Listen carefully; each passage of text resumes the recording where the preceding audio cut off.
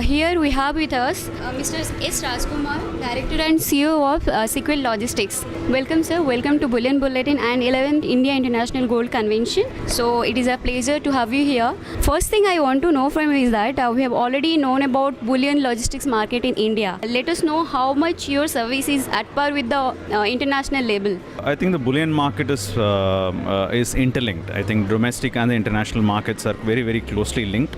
And so far, for the last 20-30 years, I think it's only been the international logistics players who've been driving this, and primarily limited to the metro locations and the top 10 locations.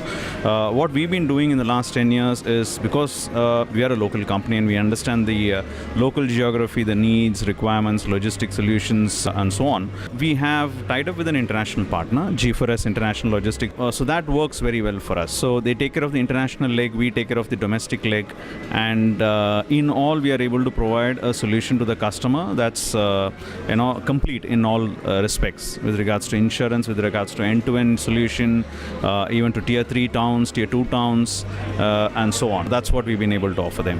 Joining hands with G4S Logistics is helping you in providing services. Definitely, because most of these international banks are tied up with the global logistics players, right? And there is definitely a sort of an international link coming up.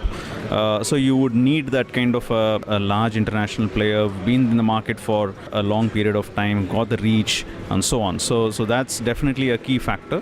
What we bring onto the table is the expertise on the Indian side, right? From customs clearance, local delivery, vaulting, security requirements, and so on and so forth. So it's really a true partnership at work. What are the challenges you are facing in jewelry logistics? I think there are some key challenges that we face which are unique to India. Primarily the infrastructure. I mean, we don't complain too much about the infrastructure because that's how we've all grown up with. But in spite of that, considering the kind of material that we are handling, a lot of pickup delivery locations are located in a very, very difficult locations. We can't park in front of the location. We'll have to be parked outside or across the road. Narrow lanes where you can't even take vehicles, right? Like Zaveri Bazaar, Bada Bazaar in Calcutta, Usman Road in T Nagar. So these are all extremely crowded locations, but we have our own ways and means of managing the security there. The other one is the armed guards as well. I think there are some issues going on in that respect with regards to usage of the arms for the personal protection. I think that's what is currently allowed. So there are certain states which do not allow those armed guards to offer a commercial service. I think there is a lot of disconnect and confusion with regards to the interpretation of the law. So I hope that gets sorted out quickly, because it's a key element of our service.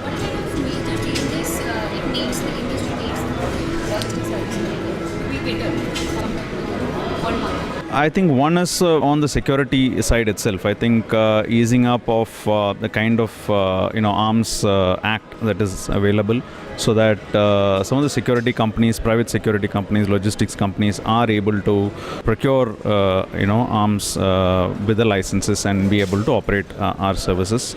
Definitely we are also looking at more road connectivity, better infrastructure. IT is another huge area that we've developed. So we've also encouraged a lot of our clients to start getting into IT integration, to do pre-clearances, pre-information before the shipment lands. So those eases out a lot of other logistics issues that could come up. Logistics service in Bullion. Mm-hmm. So is it restricted only to metro cities, or it has been expanded to other tier 2 type cities? Not at all. It's in fact growing pretty well. In terms of the growth rate, I think the tier 2, tier 3 towns are growing much faster. The metros cannot be ignored because these are the key ports, right? That's where the bullion enters into the country, and a lot of financial institutions and so on are present in the metros. But the consumption also happens into the tier 2, tier 3 towns. And traditionally these are towns where the buyer would come in to the metro and hand carry the material themselves. So that's how it used to be, because these towns like, for example, Vijayawada, Vizag, Agra, Kanpur, Rajkot, now these are all very, very important market as far as bullion is concerned in terms of the final consumption and manufacturing. So that's how it used to be. So now when we are offering a solution which goes into those tier 2, tier 3 towns, that definitely helps the buyer. So they are able to then manage the risk, because the risk and threat levels are also very different from what it was 10 years back. So that's where they find our services to be useful now. Still in the growing phase. It is definitely in a growing phase. What is your take on IIT sector? How will it be this event? Yeah, we've been looking forward for this event.